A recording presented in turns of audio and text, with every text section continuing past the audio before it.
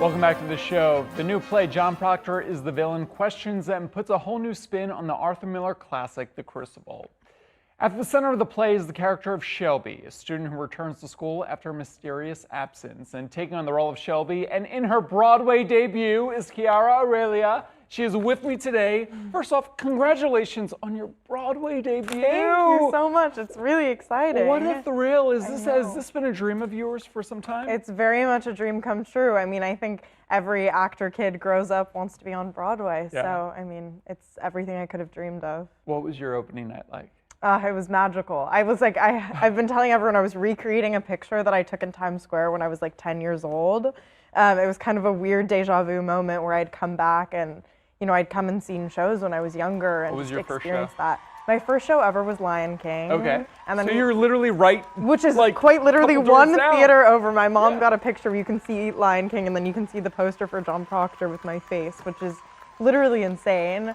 I remember none of opening night because it was so exciting and I was running on so much adrenaline, but it was awesome. You play the character of Shelby. First off, this play is fantastic. Thank you. The character of Shelby is so beautifully written. Yeah. You play this character of Shelby.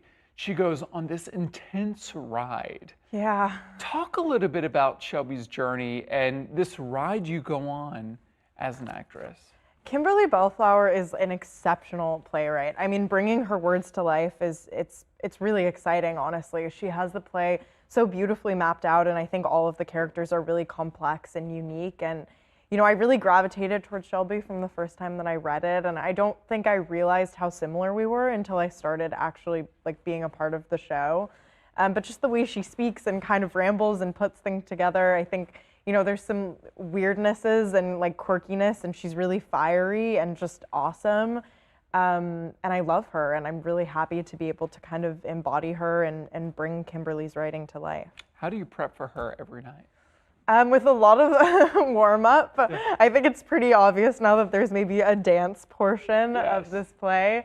So there's a lot of stretching and vocal warm-up and kind of just like getting my body ready, but once you begin, it just kind of takes off, which is really cool. You don't make your entrance until later in the show, and when you come in, it's like a whirlwind. I mean, once you start, you don't stop. Is that hard for you to kind of like wait backstage while your entire company is on stage and you're just It's waiting? Definitely something I had to get used to. I mean, the first couple nights I was doing it, I was like, do I just sit down here and like sit backstage and hang out with you guys and talk to people as they're kind of coming in and out of the show? But now I've gotten more comfortable. I'm like slightly more relaxed. I think I'm maybe like 27 shows in now or something. So you're like, a pro. Yeah, no, my toe has dipped into the water. They're like 120 in with the rest of the cast. So, but yeah, you kind of get more used to it. You get more relaxed. You can listen to a little music and just get ready. But it's definitely interesting to kind of enter once everyone has gotten so familiar with the play, and it doesn't really include your character until a certain point. Yeah. So. You know, and of course this,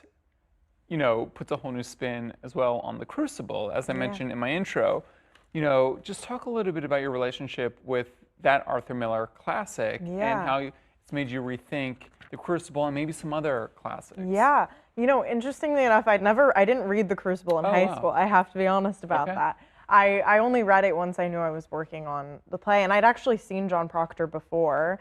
So I kind of had this, you know, I had an idea, and it seemed, you know, so clear when I was reading it after having already read John Proctor. But it's really interesting to think about the different perspectives and the way that we like perceive literature, and especially older literature, and the fact that like with time, the way that we view things can really, really change. And I think Kimberly does such a beautiful job of bringing that to light and showing that so many different characters perceive it so differently. And that's what's really cool about art, is everybody has a different opinion about it, and it, you know, brings up really interesting conversations. And, you know, now this show is bringing up conversations of its own, and people can kind of go back and reanalyze something that they were like very familiar with in the past, which I think is really cool. The other thing I love about this show is that it's bringing a whole new generation to the theater. Yeah. I teach at Fordham University. I teach undergrads, and I sent the class to see this show. And they were telling their friends, and their friends were telling their friends. I mean, it's very much a young audience. Yeah. What kind of feedback are you getting after the show? Yeah, it's incredible. I mean, people feel like really moved and connected to it, and I think it's just nice to be able to see something on Broadway that, you know, it's connects to the time that I was in high school and my age group and even younger, and I think that it's nice to be seen in that way and to feel like there's a show that's about, not specifically about you, but about your age group, about your demographic, where you feel like you can relate to one of the characters. It's really nice. A lot of the girls afterwards are like, I felt like I was more like this character or more like this character. And, you know, they're kind of seeing themselves in that. And I think it's really uncommon to see this age group on Broadway. So it's nice that a lot of people, young people, are able to come and have the attention spans to sit there for the entire 2 hours of the show, not on their phones, and really just like immersed in the story. And that's why the show is so awesome. And I loved it before I was in it. So. Well, speaking of loving it before you were in it, Sadie Sink created the role of Shelby on Broadway. What advice has she shared with you about taking on this role? I mean, Sadie's incredible. She's such a great actress and a great person. We knew each other when we did a movie together when we were like 15, so she's one of my best friends too, which is really great. And it's kind of awesome that we can share this role and have the baton passed on in such a great way.